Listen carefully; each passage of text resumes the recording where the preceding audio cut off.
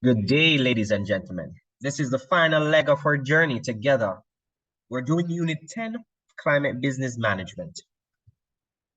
At the end of this lecture, it is expected that students will be able to define the concept of climate business management, identify various ways climate change affects climate business, and determine ways to act on climate change as a business.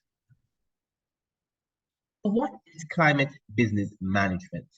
This is a concept from which the idea of sustainable development, manufacturing, and marketing of blue and green resources is derived. This is in a bid to help alleviate the effects of climate change.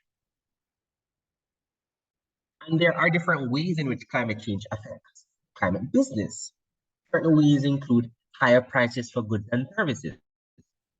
Climate change also threatens certain industries such as skiing, where rising global temperatures that significantly hinder snowfall and increases land melting. For example, in the Colorado Rockies, a popular skiing destination, the temperature has risen 3 degrees Fahrenheit since 1980, and this reduces the location's skiing season by almost a month. You also have various transitional risks. Business potentially incur higher business costs from the formulation of new policies, laws, and other regulations. We know that these policies, laws, and regulations are designed to try to remedy or address some of the effects of climate change. And within these policies and within these various adaptation strategies, we have to incorporate certain technologies.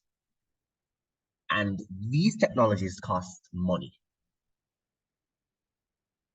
Now, ways to act on climate change as a business.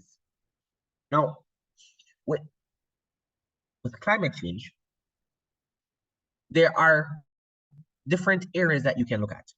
We can look at the fact that with climate change, in some areas, there is more scope of more plant growth and milder climates in regions such as frozen areas of the earth like Siberia and the Arctic region and the Antarctic region.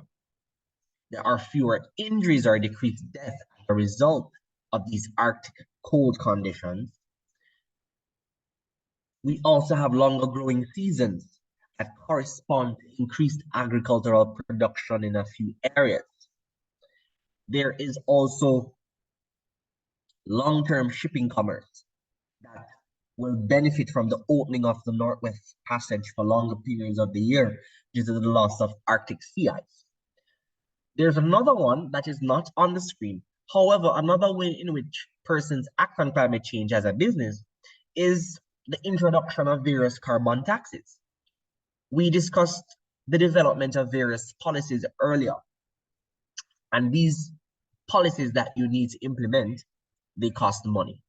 Now, various governments, in order to try to pump various financial resources back into alleviating some of the effects of climate change, you realize that they charge different companies, such as coal companies, carbon taxes, because we know that combustion accounts for a large percentage of greenhouse gas emissions, which contribute heavily to global warming.